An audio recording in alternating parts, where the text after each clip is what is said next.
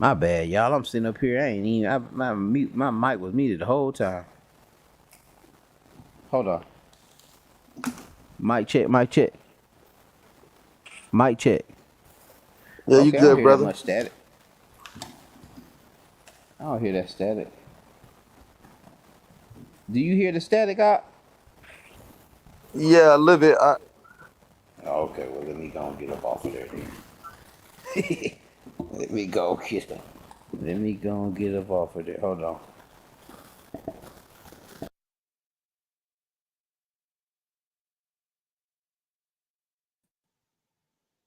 Bring in Phoenix. Okay. Uh,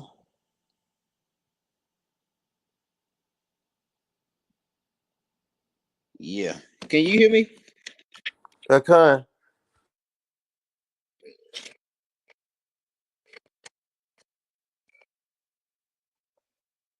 One more second, y'all.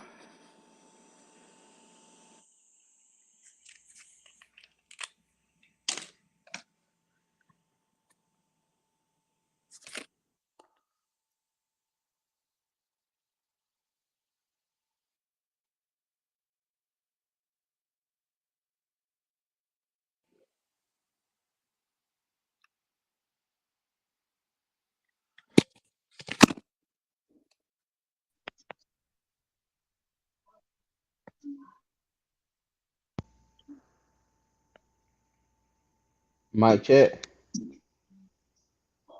You can hear me? Yeah, Con, you sound good, bro. All right, great.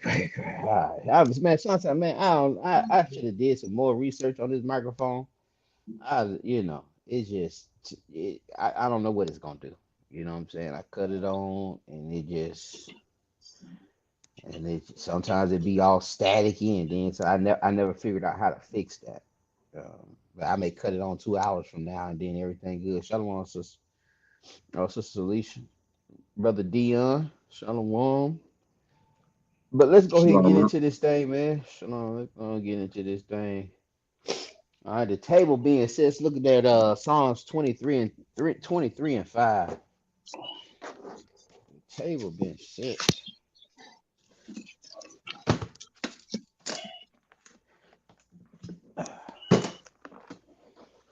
Let's see here. This is the book of Psalms, chapter 23 and verse 5. Thou preparest a table before me in the presence of mine enemies. Thou anointed my head with oil, my cup runneth over. My cup runneth over. Thou preparest my table. Prepares a table before me in the presence of my enemies. That's why he won't let you go nowhere. He gonna set you up so they can see. So they can see how the Lord is over you. Look at that blessing he prepared for you. Well, they will count you out. So Isaiah 60 and verse 1.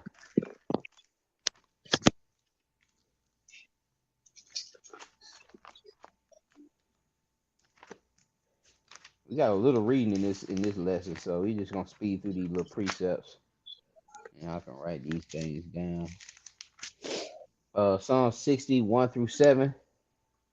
Isaiah, Isaiah 60, this is Isaiah chapter 60 and verse 1.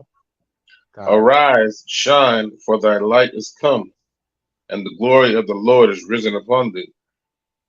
For behold, the darkness shall cover the earth, and gross darkness the people. But the Lord shall arise upon thee, and his glory shall be seen upon thee. And the Gentiles shall come to the light, to thy light, and kings to the brightness of thy rising. Uh. Lift up thy Shalaki, you have some? No, go ahead. Lift up thine eyes round about and see all they gather themselves together. They come to thee. Thy sons shall come from afar, and thy daughters shall be nursed at thy side. Then thou shalt see and flow together, and thine heart shall fear and be enlarged, because the abundance of the sea shall be converted unto thee. The forces of the Gentiles shall come unto thee. The multitude of camels shall cover thee. The dromedaries of Midian and Ephah, all they from Sheba shall come. They shall bring gold and incense, and they shall show forth the praises of the Lord. All the flocks of Kedar shall be gathered together unto thee. The rams of Nebaioth shall minister unto thee. They shall come up with acceptance on mine altar, and I will glorify the house of my glory. And I will glorify the house of my glory. All right, the Gentiles shall come to thy light. That light shining upon us because the light has come. All right, and the Lord is risen upon thee. That darkness shall cover the earth, gross darkness to people. But the Lord shall arise upon thee, and his glory shall be seen upon thee. So it's going to be a great darkness for the light comes. Great darkness over the people, not just God's people, but all people. And they're gonna see a light that's gonna shine upon you. It's gonna be a light that comes to his chosen nation, and that light is gonna shine on us, and then that that light will be seen amongst the Gentiles who will gather themselves and bring all of their treasures and the treasures of the merchants and the camels and a lot of the stuff that these nations that are being named here, a lot of the stuff they're known for, like Kedar's flocks and the camels from Ethiopia, Midian, and Ephah, and so forth. Um, let's look at these Ecclesiastes 2 and 26. Ecclesiastes 2 and 26.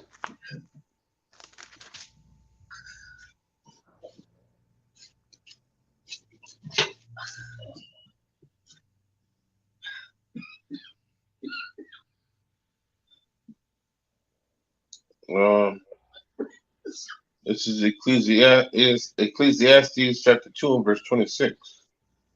For God giveth to a man that is good in his sight wisdom and knowledge and joy, but to the sinner he giveth travail to gather and to heap up, that he may give to him that is good before God. This also is vanity and vexation of spirit. Con, a good man, all right, a good man.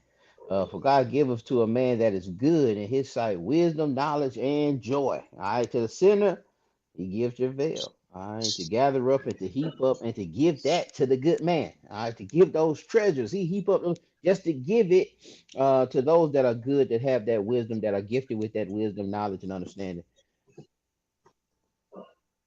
Job 27:16 to 17. And all we showing is, some precepts on, those that are righteous, those that are humble, those that are meek, those that are in good standing, those that are walking in the spirit. A lot of these things that the wicked, a lot of these treasures and what one may consider blessings that are coming upon the wicked, those things will ultimately be reaped up and handed to his righteous. Um, Go ahead, if you there. This is Job 27:16. Though he heap up silver as the dust and prepare raiment as the clay, he may prepare it, but the just shall put it on, and the innocent shall divide the silver. Yeah, he may iron it. He may set that like that first day of school. You may iron that outfit, but then somebody else finna put it on. Imagine you having that first day of school outfit. You done picked your favorite J's. You done picked this and that, and then you find out in the morning, right before you get ready to put it on, that somebody else about to wear it, and somebody else come in your house, and then they putting on your fresh outfit to school. Proverbs 28:8. We be that first day of school fresh be something else. All in the mirror, trying not to crease up the shoes. But that's how we used to be. Now these kids don't care. They don't even care, man. And then they'll mess up shoes and then be wearing Crocs the whole year. They don't even care. You can buy them expensive shoes and they'll be wearing Crocs the whole year. You know where you put the shoes at? Then they wear the shoes 2 or 3 times and they just dusty. They ain't never seen these little joker clean up no shoes. Hey, Know Shalakia, what I they heard like. this. Shalakia, Go ahead, Doc. I heard this. I heard this. Edomite woman say. I don't know if she's a nurse or not, but she said them Crocs did not become popular until black folks started wearing them. That's a fact. That's Even them, crazy. even man, when nobody wore them red shoes until Negroes got hold to them big red shoes. Man, everybody know them two white men made them shoes. You what they was after. We just seen they seen a couple of these rappers wearing them shoes, Lil Wayne wearing them shoes, and I think it was another little rapper wearing them female, and then it went crazy. I can say I haven't owned a pair. Many people can't say that, man. Y'all What ain't got to shoes you tell talking on about? yourself. Them Crocs. Oh, but them big red shoes that The them big boots? yeah, them big red boots. Yeah, Oh yeah, them. Yeah, no, them Mickey Mouse looking boots. No, I don't. yeah, Man. yeah, yeah, yeah, yeah. Them Negroes things are until two hundred Negroes dollars. start wearing. Yeah. Somebody just sent me a video with them mass producing them out there in China. Somebody cost $5. I said, I bet I can get them on Alibaba for 15. I should have jumped on them. But see, Joker's brain just be so like, man, why y'all buying that stupid stuff? Man, I should have bought me, I should have went, man. I can't take no risk right now. Not in a position to take no financial risk. But that would have been a good one. If I was up, and I could just throw 5, 6 bands at some, I would have flew some of them things in and decorated them and put a Nike check on it. Put Kanye walking up the front of them, so I don't know. But um, where we at? Proverbs 28:8. Yeah, come man. Brother Yashar, man. Yeah, then these kids don't care nothing about that stuff. These kids is not sitting there in front of that sink with no toothbrush and taking out the laces. Man, I remember one Christmas, man, I had got some Shaq instant pumps. Oh my goodness.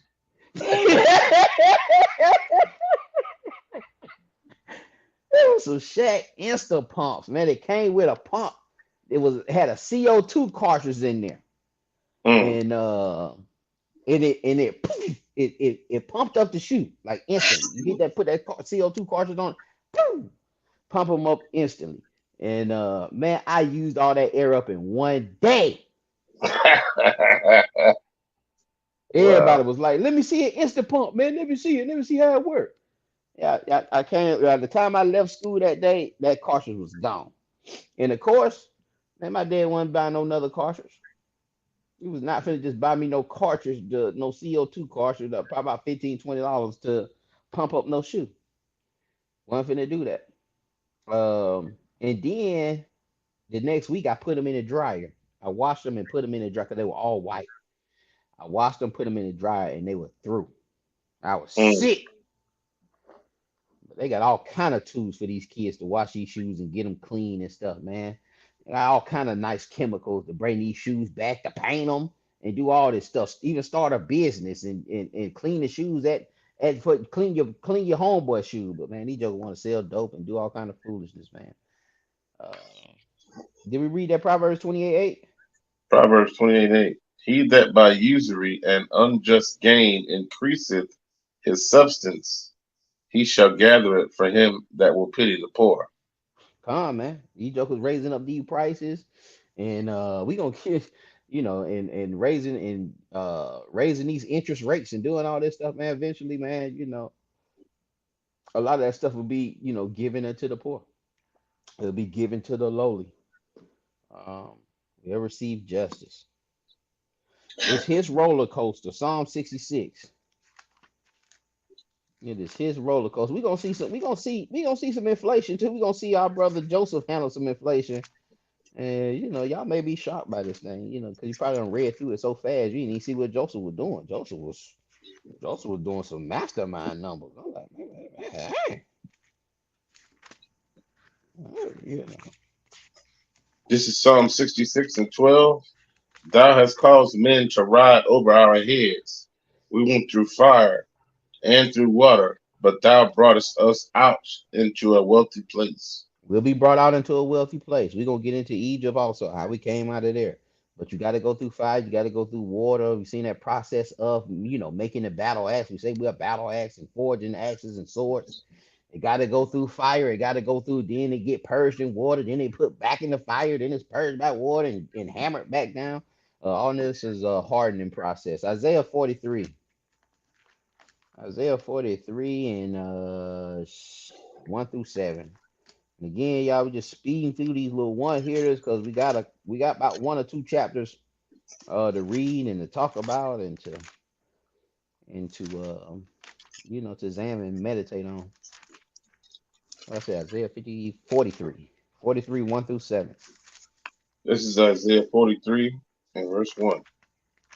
But now thus saith the Lord that created thee, O Jacob, and he that formed thee, O Israel. Fear not, for I have redeemed thee. I have called thee by thy name, thou art mine. When thou passest through the waters, I will be with thee, and through the rivers, they shall not overflow thee. When thou walkest through the fire, thou shalt not be burned, neither shall the flame kindle upon thee. For I am the Lord thy God, the Holy One of Israel, thy Savior. I gave Egypt for thy ransom, Ethiopia and Seba for thee. Since thou wast precious in my sight, thou hast been honorable, and I have loved thee. Therefore will I give men for thee, and people for thy life. Fear not, for I am with thee. I will bring thy seed from the east, and gather thee from the west. I will say to the north, give up, and to the south, keep not back. Bring my sons from afar, and my daughters from the ends of the earth. Even everyone that is called by my name, for I have created him for my glory. I have formed him, yea, I have made him. You see the Most High saying, "Bring forth my children, man. I'm gonna gather them folks up. I'm gonna bring them back from the east, south, west, the north, and I'm gonna tell them folks bring them back. And I made them for my glory.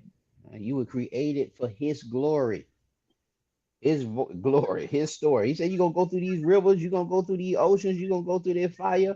I'm gonna be with you though. But you gonna go through it. But I'm gonna be with you though." And then, if we have the faith of a Daniel, Meshach, Shadrach, and Abednego, and we can sit in that furnace. We had a faith to go through that furnace and trust in the Lord, and you won't be burned. But if you walk on that water halfway through, your butt gonna drown. Or if you jump in that furnace halfway through, and your brain just come on you like, man, it's getting a little hot in here, ain't it? You gone. You don't get burned up. Proverbs 13:22. And that's what happened to a lot of us, man. You don't even be feeling no heat. Ain't nothing changed. It's just you get so nerve wracking these trials and these tribulations that stove end up getting turned on. And before you know it, your phone off. And your and your insurance done lapse. I was talking to a brother the other day, man. His insurance done lapse. He got stuck over there. He was trying to get to the Greyhound. And I couldn't even point him in the right direction, man. I didn't know where the Greyhound was at down here, but um, he ended up getting it together. Proverbs Proverbs, 13:22. Proverbs 13:22. A good man leaveth an inheritance to his children's children, and the wealth of the sinner is laid up for the just. All right, that wealth of the sinner is laid up, man. So you ain't got to worry about it. Let them collect it up. Let them build it up. Oh man, Jay-Z this and so is this and Beyonce she the devil, but she got 500. It's late. It's gonna be laid up. It's gonna be laid up for the just, man. Michael Jackson, this his children and sold his catalog for $900 million. Big, it'll be laid up for the just. Ultimately, that all of that will be laid up. It'll be laid up for us. Matthew 5:5. Matthew 5:5. You should be looking at it really like, man, that mine right now. I'm gonna enjoy that. Go ahead, Con. Blessed are the meek, for they shall inherit the earth. Blessed are the meek. Blessed are the humble. they shall receive that inheritance, man. A good man leaveth his inheritance. How much more a father of our souls? Matthew 25:24.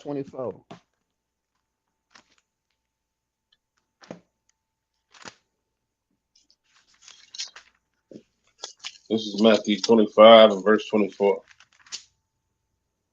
Then he which had received the 1 talent came and said, Lord, I knew thee that thou art an hard man, reaping where thou hast not sown, and gathering where thou hast not strawed. And I was afraid, and went and hid thy talent in the earth. Lo, there thou hast that is thine.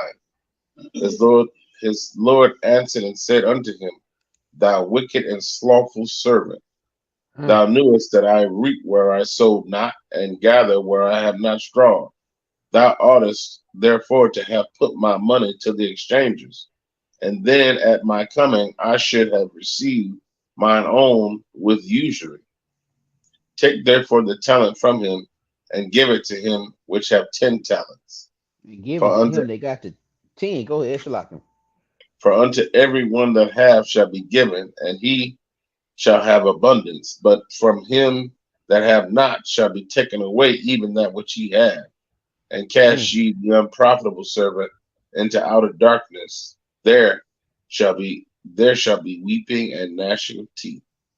This is a parable of the talent, man. I pray that y'all understand or know about this parable. But if not, just read up 10 verses, read down 10 verses. But just for me to paraphrase, I think it was one given 1 talent, one was given 2 talents, one was given five. Everybody doubled up on their talents except the one. And the one he's saying, this is where the part where we come in, that is the one who received the 1 talent. He was like, well, I know that you're a hard man and you was gonna do this and that and you reap where you don't sow and you that. And he's making all these excuses why he just buried his 1 talent and didn't do anything with the talent. Um, and when the master returns, he said, hey, you could at least put my money to the exchangers, and I would have got a little something. But you sat there, you ain't do nothing with that bread. And there's a couple of things you can pull from. It's a very heavy parable. On one instance, you can that you didn't really understand the master. You didn't really have a true fear for the master or know the attributes of the master on the other end of the master being merciful. Um, and you not being scared, understanding that hey man, you got to go out here and try to make something uh, off of this talent. Try to do something with this talent instead of just letting it sit there and be slothful. Even if you lost it, maybe you would have received some mercy if you tried to do something. You wouldn't have had slothfulness on you. You might have had, um, you lacking understanding or you just being, what I'm saying, just making bad decisions. But you tried to make it work. But to just sit on it and not make nothing and not do nothing, um, it's problematic. And you come back and you be considered unprofitable or unprofitable, slothful servant. Um, and there's a lot of instances where our leaders, our forefathers could have done that. They had several excuses. Moses had excuses. He can't talk right and da da da da woody woo. And he didn't want to do it. He wanted to be in that position. He could have been slothful. Gideon could have been slothful. He had the numbers that he thought. He was scared. He was a coward. Da da da da woody woo. But these people end up doing what they're supposed to do for the most part, and then end up falling off a little bit and getting a little disobedient. But you got to go out here and do something. You got to do something with the talent. All right. You can't just sit on it. You can't just isolate yourself with it. You can't be afraid. You can't be fearful with that talent. A lot of times, fear will make you stagnant. To go out and do new things, to try new things, to get out of dead end situations, to change things up, to jump into new things, to start new relationships. You could be fearful, and that fearfulness could make you stagnant. And if you stagnate, you definitely don't win. You can be so scared of losing, but if you don't play, you definitely don't win nothing. Period. You know, if you don't put, if you trying to, you at the slots. and you trying to, you trying to win some money, or you trying to win some money at, on the lottery. If you don't play, you don't win, no matter what. No matter what. So this man sat on his talent, and it cost him. I was weeping and gnashing of teeth. James 5:1.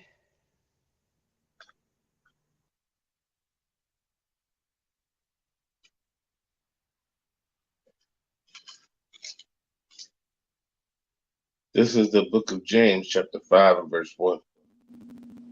Go to now, ye rich men, weep and howl for your miseries that shall come upon you. Your riches are corrupted, and your garments are moth-eaten. Your gold and silver is cankered, and the rust of them shall be a witness against you, and shall eat your flesh as it were fire. Ye have heaped treasure together for the last days. Behold, the hire of the laborers who have reaped down your fields, which is of you kept back by fraud, crieth. And the cries of them which have reaped are entered into the ears of the Lord of Sabaoth. Ye have lived in pleasure on the earth, and been wanton.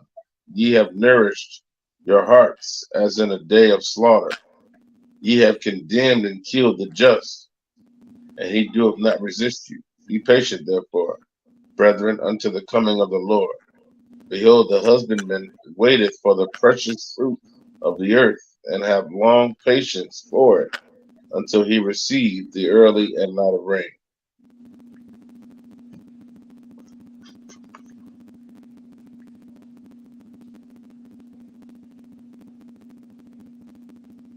You there?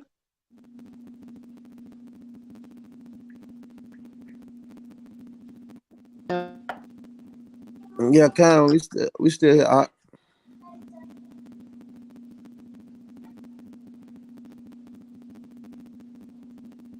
think Brother Phoenix having some issues with his mic. Shalom, fam. Hey, shalom, brother. Shalom, out.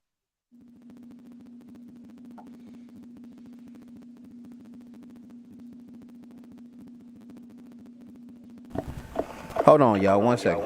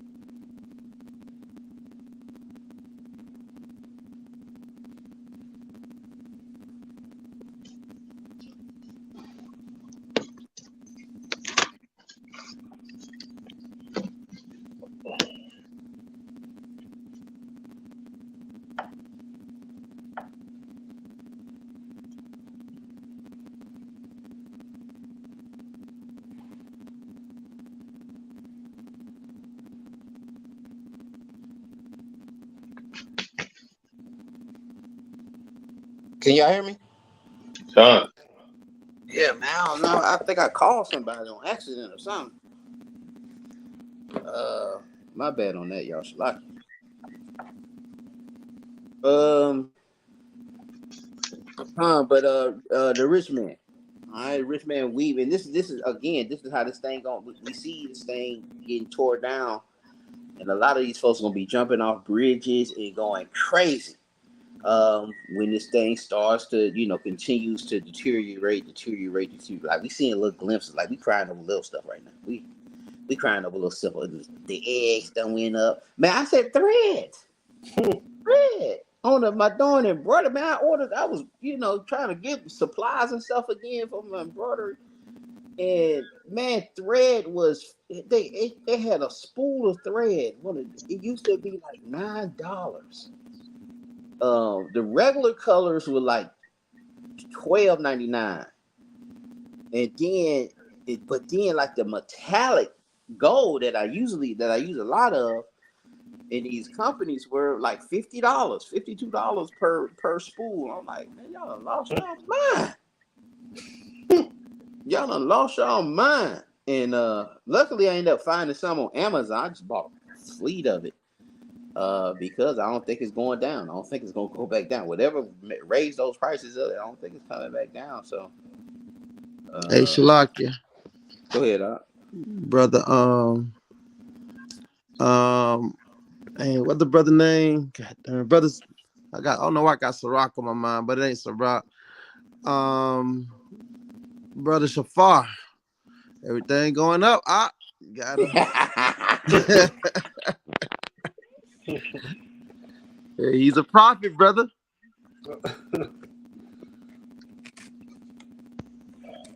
Come on. Eli, he always say that too. But everything going up. Everything against sky high. Y'all hear me?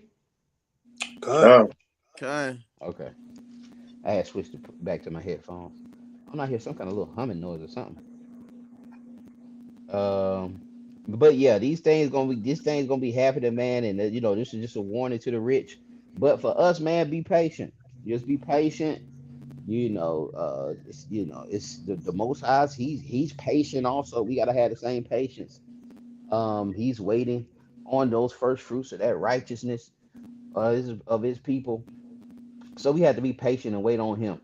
All right, just like that early rain and that latter rain. If we was agriculturally, we was living on the agriculture, do the agriculture. You had to wait on that rain. You just gotta wait on it. You can dance all you want, like our brothers used to do, but you gotta wait on that rain. You just gotta wait on it. What you can do? You can do your dance, your rain dance. Let's look at Genesis 47, 13 through 47. Watch it. Y'all listen to this closely, because like I said, we dealing with the kind of inflation right now. Or we've been dealing with it for the last couple of years, seems like. I can help you read too. Con. We're gonna read 13 to 26. Con. It's the book of Genesis, chapter 47, verse 13. And there was no bread in all the land, for the famine was very sore, so that the land of Egypt and all the land of Canaan fainted by reason of the famine. And Joseph gathered up all the money that was found in the land of Egypt and in the land of Canaan for the corn which they bought. And Joseph brought the money to Pharaoh's house. And when money failed in the land of Egypt and in the land of Canaan, all the Egyptians came unto Joseph and said, Give us bread. For why should we die in thy presence? For the money faileth. And Joseph said, Give your cattle, and I will give you for your cattle, if money fail. And they brought their cattle unto Joseph, and Joseph gave them bread in exchange for horses, and for flocks, and for the cattle of the herd, and for the asses. And he fed them with bread for all their cattle for that year. Now, listen, what's going on now? The money done failed, okay? But Joseph first had the corn, and he had then gathered up all the corn from around the land, because they knew that the famine was coming, right? About the dream of the cows, the skinny cows eating the fat cows in the corn. If you don't know this story, just start at the beginning of the chapter. But Joseph had a dream about skinny cows eating the fat cows, and the skinny corn or something like that eating the big corn, and it ended up, him, an interpreter of dreams. It ended up being that there's gonna be a famine for 7 years, and so he made preparations for the famine, and bought up all the wheat and the corn and so forth, and he had his money, and now the money's failed. Now, because of inflation, because things done dried up so much, now the money ain't worth nothing. Just like Venezuela, that the money's nothing now, and so now they come and they like, man, we need some bread. Give us some bread to eat. Now understand too, a couple of verses up that Israel that came in, Jacob them, his brothers and stuff that came in, and they already sit over there in Goshen, and they getting bread. They take care of. This is the other people. Okay, this is the other people that's in Canaan and that's in Egypt. They like, hey, well, give us bread, and we gonna give you. And so now they in changing the bread. All the money that got devalued. Now they exchanging the bread for their cattle. Now they're paying in cattle, not the cattle's money. All right, so instead of them, and that's you gotta man, I'd rather have the cattle than the bread, but this is how the story goes. All right, so so they are selling their cattle to Joseph to Egypt, for bread. Okay, let's continue on. Verse 18. When that year was ended, they came unto him the second year and said unto him, we will not hide it from my Lord, how that our money is spent. My Lord also have our herds of cattle. There is not aught left in the sight of my Lord, but our bodies and our lands. Ain't nothing left. We ain't got nothing left. All right, our money spent. The money ain't worth nothing. We done spent it up, and now we done gave up all our cattle. Man, we ain't got nothing left except our bodies in the land. Go ahead. Wherefore shall we die before thine eyes, both we and our land? Buy us and our land for bread, and we and our land will be servants unto Pharaoh, and give us seed, and we may live and not die, that the land be not desolate. And Joseph bought all the land of Egypt for Pharaoh, for the Egyptians sold every man his field, because the famine prevailed over them. So the land became Pharaoh's. And as for the people, he removed them to cities, from one end of the borders of Egypt even to the other end thereof. Only the land of the priests bought he not, for the priests had a portion assigned them of Pharaoh, and did eat their portion, which Pharaoh gave them. Wherefore they sold not their lands. Then Joseph said unto the people, behold, I have bought you this day and your land for Pharaoh. Lo, here is seed for you, and ye shall sow the land. And it shall come to pass in the increase that ye shall give the fifth part unto Pharaoh, and 4 parts shall be your own, your seed of the field, and for your food, and for them of your household, and for food of your little ones. And they said, thou hast saved our lives. Let us find grace in the sight of my Lord, and we will be Pharaoh's servants. And Joseph made it a law over the land of Egypt until this day, that Pharaoh should have the 5th part, except the land of the priests only, which became not Pharaoh. Come on, now look at that.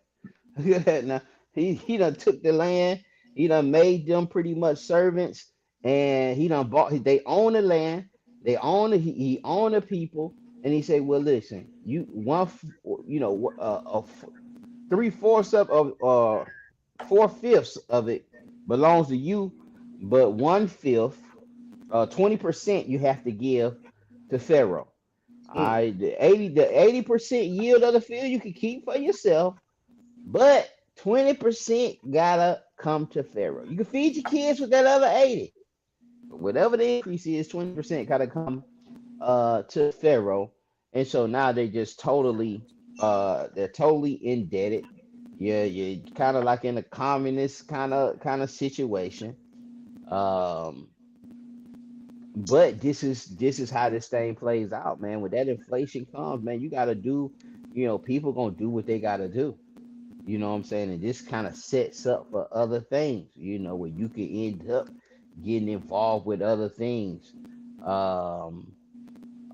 Where you end up, denouncing the father and taking on other ideologies to spare yourself, to spare your children, that they don't starve to death.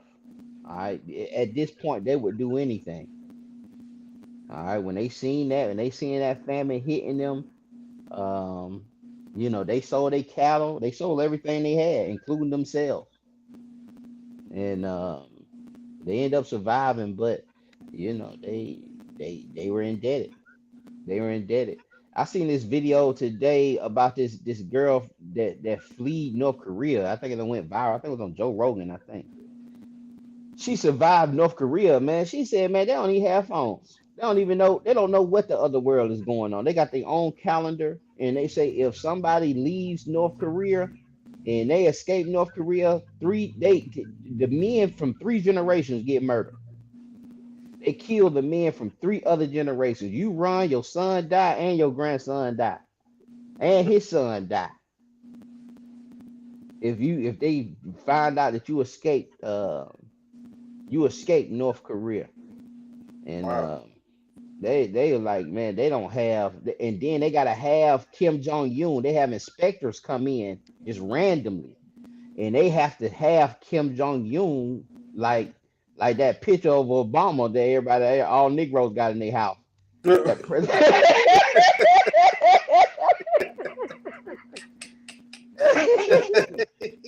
They gotta Uh, have they gotta have that picture, and if they have, and he said the inspector comes in with a glove and touches it, and if it's dust on there, they'll throw you in prison. mm, Um, and they say they got a couple of different things that's just ridiculous that give you death penalties. So all of them just totally loyal. They have no idea what's going on in the outside world.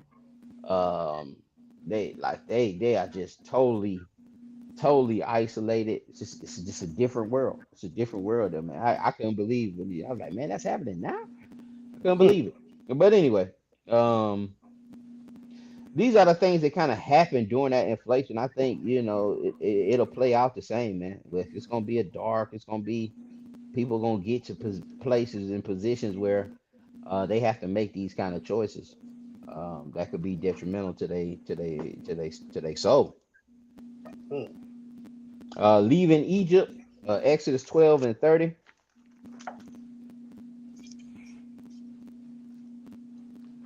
But during that whole time under Joseph, Israel was straight. They still had their calendar and everything. That's again, folks under this subjection and done lost their cattle and lost all this stuff, and new Pharaoh come in. He like, man, look at these jokers. Jokers straight over here, man. Mm. Mm-mm, I don't like that.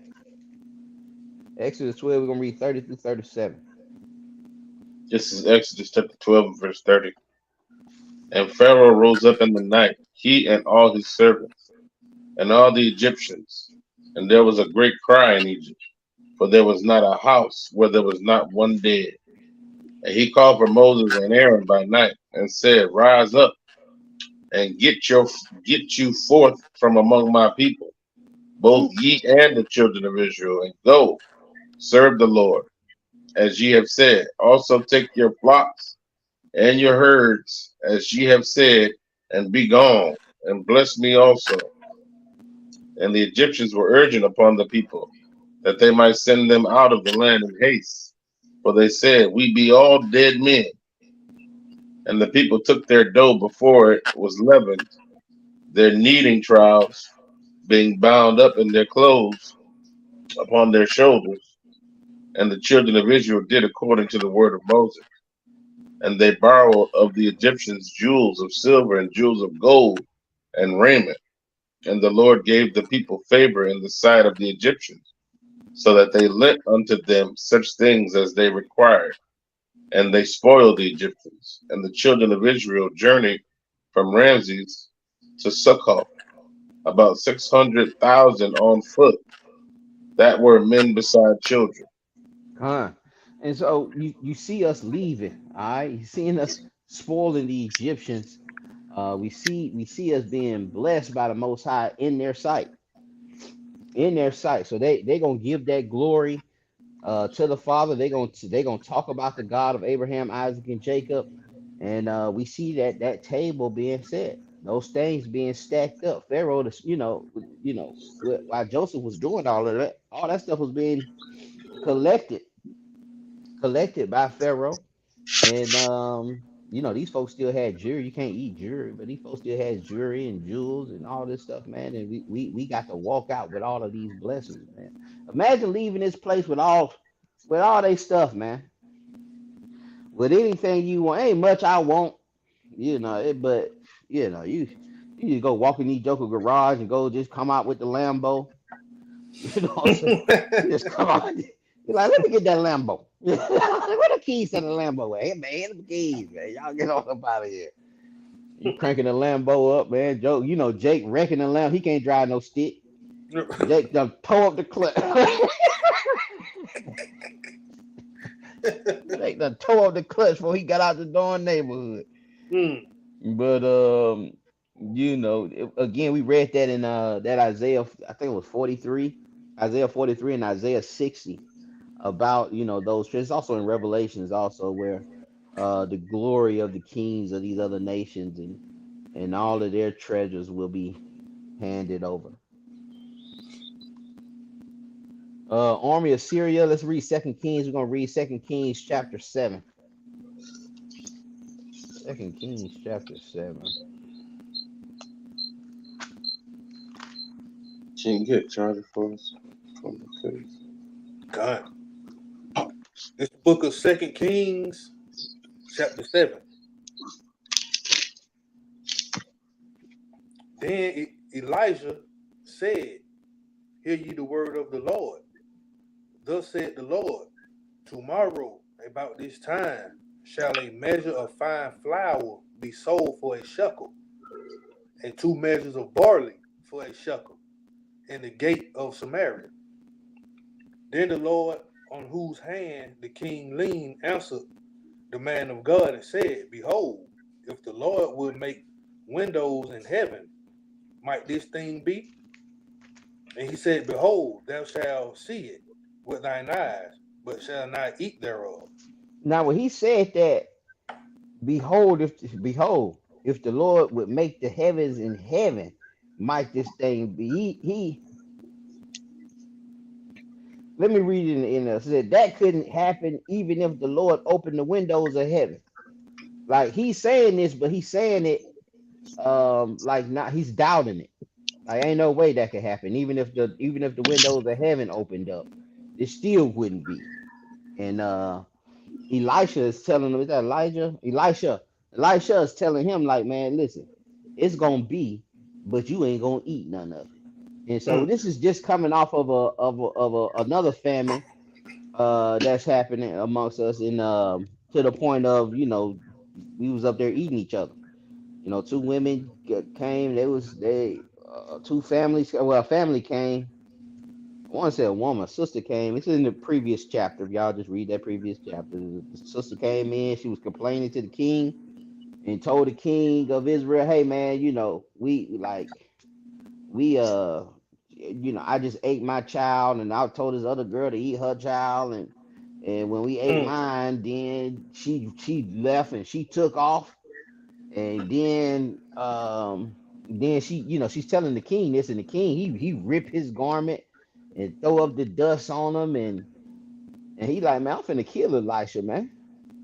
I'm gonna kill that joker and run this famine on us, man." And so the dude who said that to Elijah, saying that, man, even if the heavens opened up, that ain't gonna happen. That's the dude that the king sent to Elisha to find him to try to pretty much to try to kill him initially. And he sent a couple of different people, but yeah. Let's continue on. We're gonna read this whole chapter. Verse 3. And there were 4 leprous men at the entering and end of the gate. And they said one to another, why sit we here until we die? If we say we will enter into the city, then the famine is in the city, and we shall die there. And if we sit still here, we die also. Now therefore come, and let us fall unto the host of the Syrians. If they save us alive, we shall live. And if they kill us, we shall but die. So you got 4 lepers outside the gates. Of course, the lepers got to be outside the gate because they are lepers. Um, in Syria is surrounding the city. This is how we getting starved out. Syria is surrounding the city. Um, ready to come in and destroy us. And the lepers are like, listen, man, we don't see here we gonna die, but if we go and ask them folks, hey, there is a chance. All right, that's pretty much the only chance. If we ask them, we just gonna turn ourselves in, become slaves or whatnot or whatever. They may feed us. And but if they kill us, hey, we was already dead if we sat here anyway. Go ahead. Verse 5, and they rose up in the twilight to go into the camp of the Syrians. And when they would come to the uttermost part of the camp of Syria, behold, there was no man there. For the Lord had made the host of the Syrians to hear a noise of chariots and a noise of horses, even the noise of a great host. And they said one to another, lo, the king of Israel have hired against us the king of the Hittites and the kings of the Egyptians to come upon us. So the Syrians aren't there. The 4 lepers get there, and they see, man, everybody gone. Ain't nobody here. And he said it's because they heard a noise. They thought they heard a noise in chariots and in this great army coming, and they got scared because they thinking that the Israelites done hired the Egyptians and the Hittites to come up against them. They don't got confederate with the other nations to come up against the Syrians. And so they were like, man, let us get up out of here in the middle of the night. They just packed up and left. Well, they didn't even pack up. Keep going. Well, forth they arose and fled in the twilight and left their tents and their horses and their asses, even the camp as it was, and fled for their life. And when these lepers came to the uttermost part of the camp, they went into one tent and did eat and drink, and carried thence silver and gold and raiment, and went and hid it, and came again, and entered into another tent, and carried thence also, and went and hid it. Then they said one to another, we do not well. This day is a day of good tidings, and we hold our peace. If we tear into the morning light, some mischief will come upon us. Now therefore come, that we may go and tell the king's household. So they came and called unto the porter of the city, and they told them, saying, we came to the camp of the Syrians, and behold, there was no man there, neither voice of man, but horses tied and asses tied, and the tents as they were. And he called the porters, and they told it to the king's house within. And the porters are the guards. So they went back to the guards. Now imagine the life of a leper. Being ousted, being outside the camps, and people that nobody really kind of dealt with because they didn't want to become unclean. But they found all of this stuff, man. This outcast group, they found they could have kept all this stuff for themselves. But a fear came upon them. A fear came upon them. It was like, man, if we do that, man, something gonna happen to us, man. We keep all this stuff to ourselves, something gonna end up happening, man. Something gonna end up catching up with us. We gonna get caught in some kind of mischief, end up getting our heads cut off. Let's go back and tell the folks what's going on. This is a good day. It's good news. Let's go take it to the guards. So what these folks like to call karma, don't jump on us. Go ahead. Verse 12, and the king arose in the night and said unto his servants, I will now show you that the Syrians have done to us. They know that we be hungry. Therefore are they gone out of the camp to hide themselves in the field, saying, when they come out of the city, we shall catch them alive and get into the city. And one of his servants answered and said, let us take, I pray thee, 5 of the horses that remain, which are left in the city. Behold, they are as all the multitude of Israel that are left in it. Behold, I say they are even as all the multitude of the Israelites that are consumed. And let us send and see. They took therefore 2 chariot horses, and the king sent after the host of Syrians, saying, Go and see. Now listen, the king, like, man, I'm gonna tell y'all, they just trying to set us up, man. They know we in here hungry. We go out there, they gonna ambush us. But you got two of them servants that's so hungry. They say, nah, let us see. Yeah. just Make let sure. us, yeah, let's just make sure, man. Mm. Listen, everybody ain't gotta go, man. I'm willing to go, man. You can just give me one or two others, man. There's a couple more of us, man. We go out there, man, and and let us just check it out, man. I know it's far fetched. Let us just, and that takes me back to the main guard that was telling Elijah that that ain't finna happen, man. Folks have already been starving. Folks already feel hopeless. Folks already feel like ain't no way. And then you got the prophet of the Lord telling you that, man, it's gonna be so much bread in this thing by tomorrow. It's gonna be so much bread here. They're gonna be selling barleys of this stuff for, I forget what the term he used, but for a penny, for a shekel. And Joker was like, man, ain't no way. And evidently, ain't nobody been told this except the prophet. The prophet haven't showed them how. He told them what was gonna happen. He told them the the results, like what's the finished product, but he didn't show them the process of how this was gonna happen. But now we at a point in the story where we're seeing that they finna go out and see this camp out here. Go ahead, Verse 15. And they went after them unto Jordan, and lo, all the way was full of garments and vessels, which the Syrians had cast away in their haste. And the messengers returned and told the king. And the people went out and spoiled the tents of the Syrians. So a measure of fine flour was sold for a shekel, and 2 measures of barley for a shekel, according to the word of the Lord.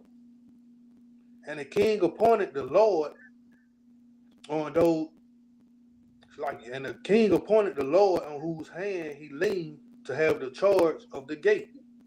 And the people trod upon him in the gate, and he died, as the man of God had said, who spake when the king came down to him.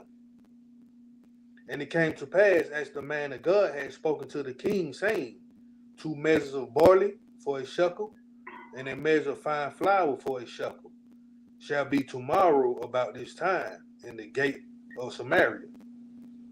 And the Lord answered the man of God and said, Now, behold, if the Lord should make windows in heaven, might such a thing be? And he said, Behold, thou shalt see it with thine eyes, but shalt not eat thereof. And so it fell out unto him, for the people trod upon him in the gate, and he died. and he ended up dying. So the Mm. king who sent him down there to the message to Elisha to try to tell him, man, I'm finna kill your butt. And he was supposed to tell him, hey man, this thing, listen, tomorrow, if everything gonna be straight. Like it's gonna be so much food, it's gonna be so much abundance here tomorrow. And the Joker who didn't believe it, once they found everything, the king put him in charge of handing this stuff out, put him at the gate to try to manage getting these, getting this stuff sold for a shekel. The people end up, trampling over him and end up killing him.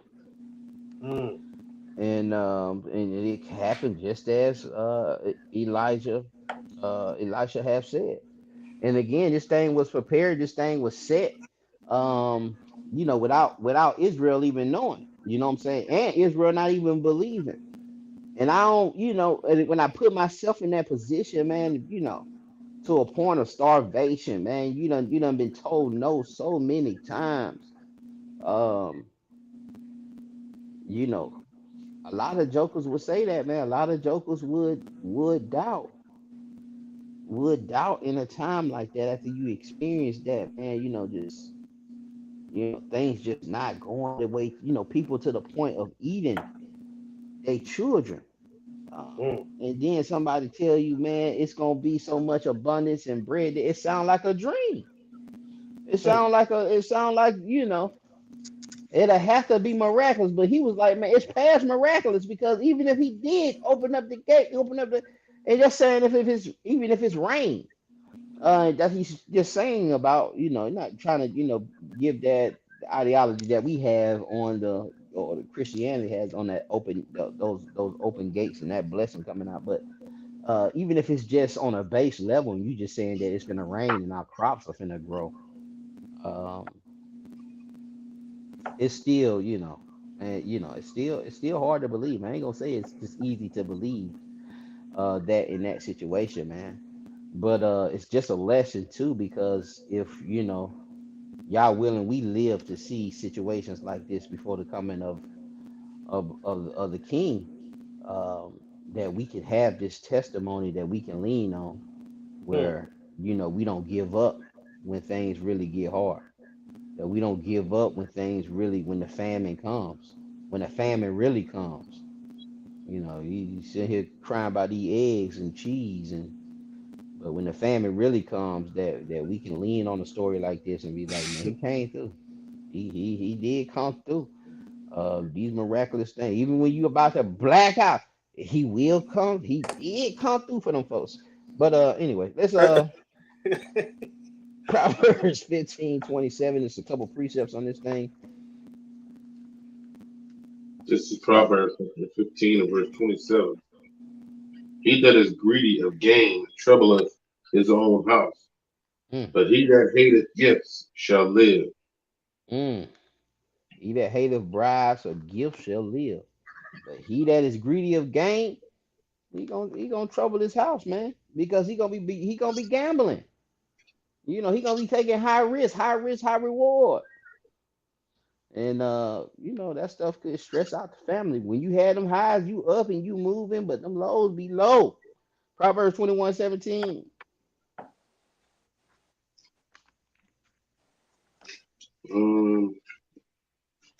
21 and 17. Readeth, he that loveth pleasure shall be a poor man. He that loveth wine and oil shall not be rich. He that love pleasure should be a poor man. Let's look at Second Chronicles 1 and 25. And just two more slides, y'all. That's why I was trying to rush through this thing. I know this thing is kind of lengthy. Second Chronicles, we're gonna read 20, we're gonna read 1 through 25. God. I Book know a of lot of Second. times we be running from these Chronicles and Kings, but it's some of the best stories are in here. Some of the Hmm. best testimonies are in these Chronicles and Kings.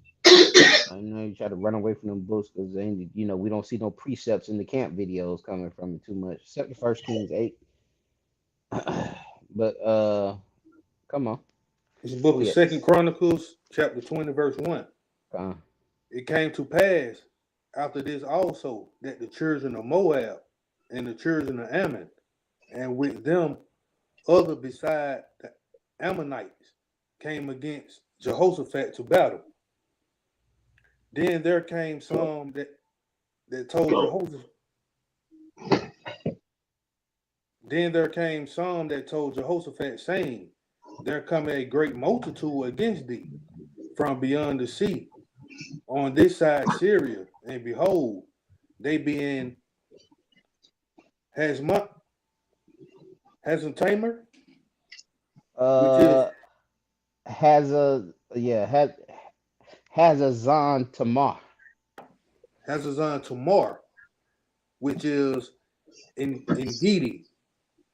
And Jehoshaphat feared and set himself to seek the Lord and proclaim a fast throughout all Judah. And Judah gathered themselves together to ask help of the Lord. Even out of all the cities of Judah, they came to seek the Lord. And Jehoshaphat stood in the congregation of Judah and Jerusalem in the house of the Lord before the new court, and said, O Lord God of our father, art not thou God in heaven, and rulest not thou over all the kingdoms of the heathen? And in thine hand is there not power and might, so that none is able to withstand thee? But look at the equation. They needed something from the Lord. They was in fear, and they said, before we need to get to the Lord, man. We need to talk to him. Let's proclaim a fast. Let's proclaim a fast and get ourselves together, and then we cry out to the Lord and try to get try to get us a response to get his attention. Go ahead. Verse 7. Are not thou our God, who didst drive out the inhabitants of this land before thy people Israel, and gave it to the seed of Abraham, thy friend forever? And they dwelt therein, and have built thee a sanctuary therein, for thy name, saying, if when evil come upon us, as the sword, judgment, or pestilence, or famine, we stand before this house and in thy presence. For thy name is in this house, and cry unto thee in our affliction. Then thou wilt hear and help. Then thou will hear. Look at the equation. Hmm. Look at the equation. Even if evil comes upon us as the sword, judgment, pestilence, famine, we stand before this house in thy presence. And see, we don't have that, that temple gone. That temple gone. But we stand before this house in thy presence, for thy name is in this house, and cry unto thee in our affliction. Then thou wilt hear and pray and help. Shalakia. Go ahead. And now, behold, the children of Ammon and Moab and Mount Seir, whom thou wouldest not let Israel invade, when they came out of the land of Egypt, but they turned from them and destroyed them not. Behold, I say how they reward us to come to cast us out of thy possession. It's almost like he throwing that thing in his face, in your face a little bit. He's like, man, you told us not to touch them folks, man. We coming out of Egypt, man. But look how they reward us, man. Look how they reward us. We let them live. We didn't go through there. You said, hey, you gave that land to them. We not supposed to touch it. We went on round, and look how they reward us. Now they finna come up against us to try to destroy us. Go ahead. O our God, wilt thou not judge them? For we have no might against this great company that cometh against us.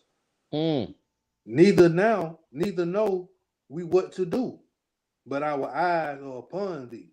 And so that's a lot of times we had these situations, and we knowing that our oppressors might it's too much for us to overcome. Our focus gotta then yield to thus says the Lord. We gotta turn to the Most High. It ain't no use even talking about it. Like, we know that company is too great for us to overcome, and it's that way by design, by His design, so that we turn to the Most High, so that we cry out to Him. Go ahead, up. Verse 13. And all Judah stood before the Lord with their little ones, their wives, and their children. Then upon Jehaziel, the son of Zechariah, the son of Benaniah, the son of Jael, the son of Manathiah, a Levite of the sons of Asaph, came the Spirit of the Lord in the midst of the congregation. And he said, hearken ye, all Judah, and ye inhabitants of Jerusalem, and thou King Jehoshaphat. Thus said the Lord unto you, be not afraid, nor dismayed by reason of this great multitude, for the battle is not yours, but God's. Tomorrow go ye down against them. Behold, they come up by the cliff of Ziz, and ye shall find them at the end of the brook before the wilderness of Jerel. You shall not need to fight in this battle. Set yourselves, stand ye still, and see the salvation of the Lord with you, O Judah and Jerusalem. Fear not, nor be dismayed. Tomorrow go out against them, for the Lord will be with you. And you still gotta have some courage. Come on. If you don't have no complete faith, your knees gonna be out there shaking tomorrow. You're gonna be out there shaking it. You can see who gonna have the faith or not. Joker's gonna be waking up late. Talking about, man, I woke up late. No, you didn't. Your buddy wasn't even sleep. Heard you talking to everybody around the camp, man. Most I said it's not your battle. It's not your vengeance. It don't belong to you. You ain't gonna need to fight. You ain't gonna need to fight. Table already gonna be set. Stand still. Stand ye still. I need to make that a shirt. Stand ye still and see the salvation of the Lord with you, man. And just to see how, the women and children were there, and the Levites of Asaph, the Spirit came upon them, and he gives this message. It's just a powerful thing to kind of visualize, man. And these are stories that don't make no movies. They don't make movies out of these. Go ahead, Verse 18. And Jehoshaphat bowed his head with his face to the ground. And all Judah and the inhabitants of Jerusalem fell before the Lord, worshiping the Lord. And the Levites of the children of the Kohathites, yeah, and of the children of the Korhites stood up to praise the Lord, God of Israel, with a loud voice on high. On high, screaming. Screaming, praising the Lord. Go ahead. And they rose early in the morning and went forth into the wilderness of Tekoa. And as they went forth, Jehoshaphat stood and said, Hear me, O Judah, and ye inhabitants of Jerusalem. Believe in the Lord your God, so shall ye be established. Believe his prophets, so shall ye prosper. And when he had consulted with the people, he appointed singers unto the Lord. He appointed singers. He ain't pull out the 808. He ain't pull out them bass drums. All right. He wasn't at no open mic, man. They weren't kicking freestyles. He brought out the singers to the Lord. Go ahead. And that should praise the beauty of holiness, as they went out before the army to say, Praise the Lord, for his mercy endure forever. Listen, man, they going out with the military singing, Praise the Lord, his mercy endure forever. They singing this thing, marching with the military to go out and see their salvation, to see their deliverance. Go ahead. And when they began to sing and to praise, the Lord set ambushments against the children of Ammon, Moab, and Mount Seir, which were come against Judah, and they were smitten. For the children of Ammon and Moab stood up against the inhabitants of Mount Seir, utterly to slay and destroy them. And when they had made an end of the inhabitants of Seir, every one helped to destroy another. Ammon and Moab go after Esau, and then once they defeat Esau, Ammon and Moab went after each other. This is Royal Rumble, man, WrestleMania. God.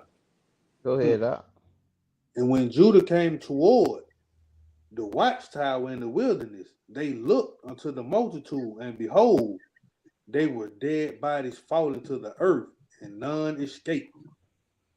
And when Jehoshaphat and his people came to take away the spoil of them, they found among them in abundance both riches with the dead bodies and precious jewels, which they stripped off for themselves, more than they could carry away. And they were 3 days in the gathering of the spoil. It was so much. They down there snatching off chains, taking gold teeth out of folks' mouth. Just taking the spoils of the dead. They were there 3 days. They couldn't even carry all that stuff. So they were weighing out the donkeys. Only one working is the donkeys, man. Go ahead, Verse Oh, that's 26. That's no, it. that's all we wanted. Yeah, that's all Uh, we wanted. That's all we wanted. That's all we wanted. They were wearing out the donkeys. But again, you see that abundance. You see that abundance happening, and you see that table being set. It's being prepared. And these are just types and foreshadows of what's to come. These are just types and foreshadows, and you see this thing happening. We done read like three or four different occasions um, in this lesson.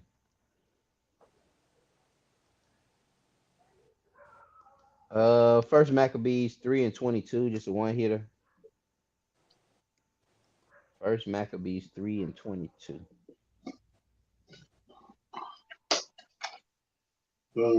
Shalaki. First Maccabees 3 and verse 22. 22.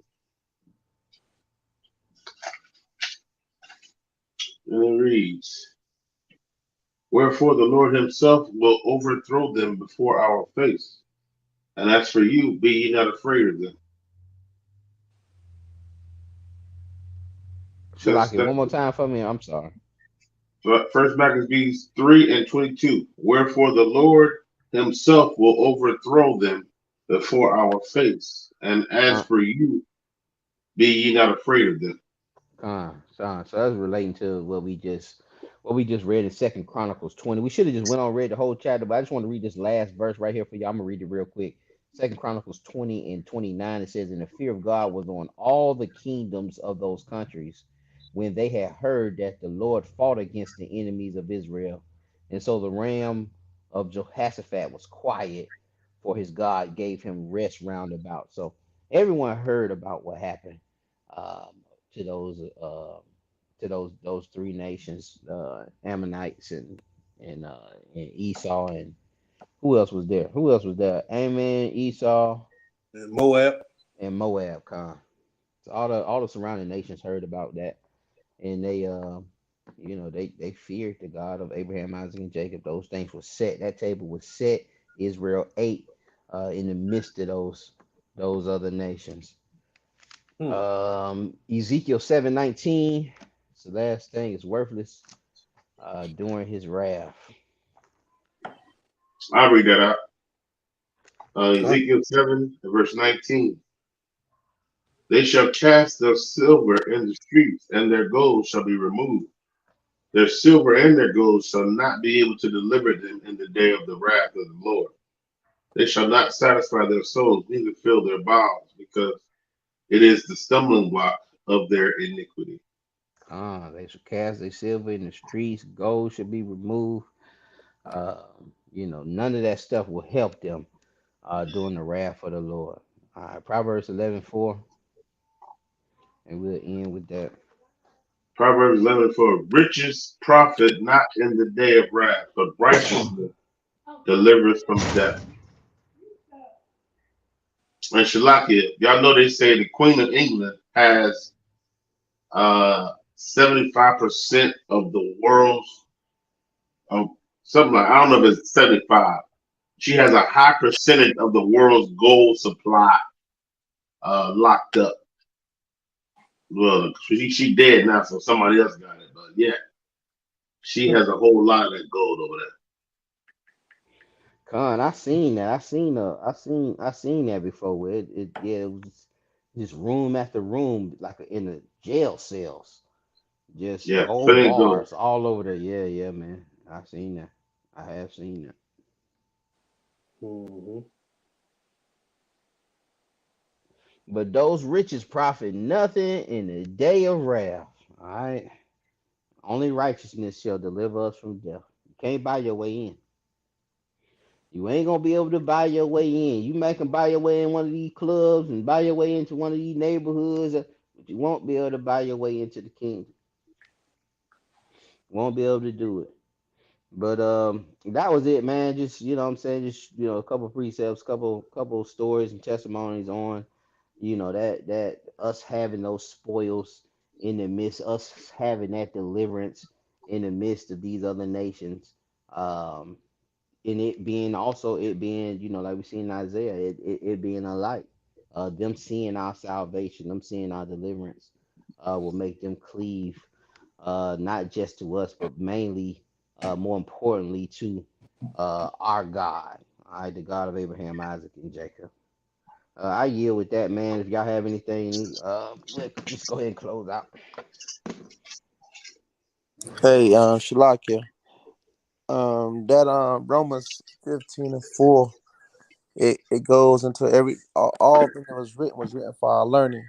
And so you see things that's actually that's dealing in the flesh, dealing in real time, and the whole thing about having faith in the Most High, even in triumph times, And so, and you see in Hebrews 11 and verse 3, it's talk about without faith it's impossible to please God, and a lot of that stuff is what people gonna be going through even before a famine. It's gonna be a spiritual famine that people gonna have to be fighting and enduring, holding on to their faith because of the simple fact you got so much doctrine on a spiritual level. You got so much doctrine, you got so much different ideologies out right now. People arguing about this and arguing about that, and a lot of people gonna start coming away from it.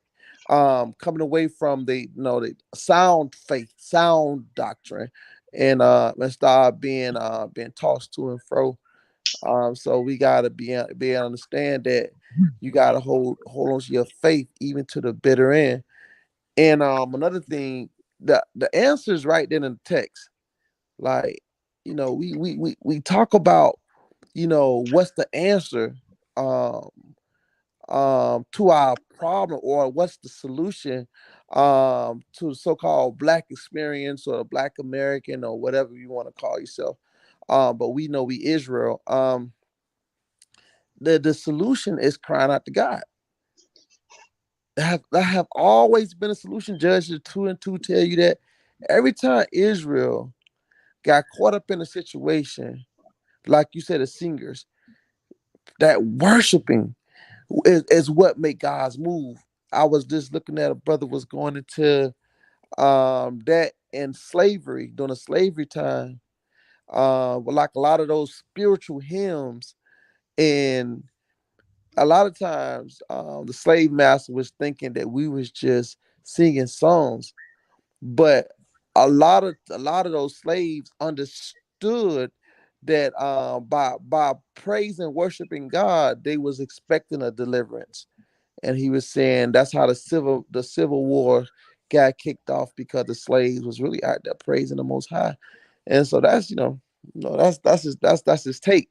But I can see it.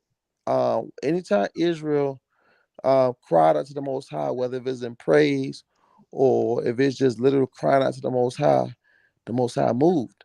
And so that's the answer right there, brother. Great lesson, man, and all praise, brother. I forget what slave movie that was, man. It might have been 12 Years a Slave, but they was supposed to go down and bury somebody. They asked Master could they go down and bury somebody. He was like, yeah, y'all going down there, but don't y'all do no singing. Okay. Going down there, but don't do no singing, man. But yeah, that singing, it's a comfort that comes on you, man. It's a release that comes on you. It's powerful. You know what I'm saying? And like I said, that thing came upon those Levites to give that message. And then there was another instance where that spirit came in when they were singing, and like they could see the mist of it, like the smoke kind of filled the temple that interrupted the service, man. And just to see that presence, know that presence, man. That's just something. That's something different, man. That's something. That got to be something wonderful.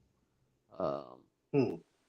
and for our people to go through all of that, even when we was reading in Second Chronicles, even seeing all of that with Jehoshaphat, you keep reading, what Israel did. Israel backslides Backslide, yeah. and always go back to these other gods. How in the world? do you see your God make people fight each other and kill each other? Mm. And then you go back to, and he tell you that you ain't gonna need to fight, and you go back to these other gods. It's just, it's insane. It's insane. But Yeah. it's Israel though.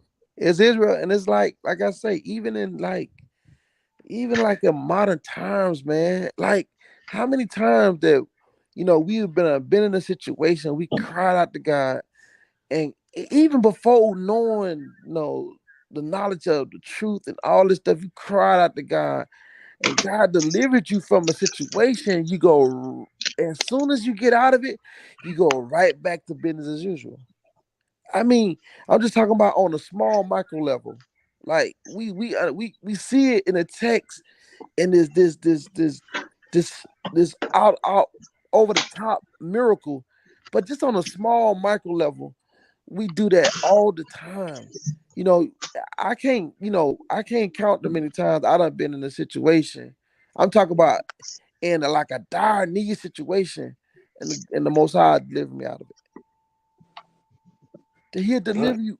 He deliver you out of it, and then as soon as you get taken out of it, you go right back doing the same thing you was doing. You see what I'm saying? Because the scripture says that the things that when you go into Ecclesiastes 1 and verse 9, the things that what happened then, the Most High require not, there's no new thing under the sun. This stuff just like a repeat, man. It's like a repeat of what's happening, man. This thing keep happening over and over and over and over. On a larger scale, like transatlantic slave trade, and on a small micro level, when in your personal lives, you see how the Most High move, man. People dying right before you got there. Hey, bro, man, just before you got here, man. So what happened? Mm. Oh, man, as soon as you left, man, what happened? The Most High steady delivering you out of situations, and we don't take the time, to thank the Most High, praise the Most High, glorify the Most High. You know what I mean? For the things he do for us, man. We go back and complain about everything that we don't have and don't understand the grace of the Most High have been over our lives, man. So, man, great lesson, brother. Hey, Salaki. Oh no, praise. Go ahead. Hey, just talking about the minute things, man. Just thinking about when, I was out there running the street young and kept getting in trouble. Didn't have no money up, but stayed getting in some trouble. And signature bonds kept popping up out the ground. If y'all know what them is. They Okay. let you sign yourself out. Yes, sir. Okay. Yeah. They had no money up, but they kept popping up out the ground for me. Okay. Mm. Mm. Yeah, but I was praying for that signature bond in there. That's What what the you Joker talking said. He about? said, "Man, you gonna get a signature bond? They gonna let you out in that thing 3 days, man. I ain't seen no judge in this, man. I'm like, what's going on?" Yeah. That's right. Shoot. Oh man, anybody got anything else? Nah, we good, brother. All right, man. Good bill, y'all, man. I'll praise to the Most High, man.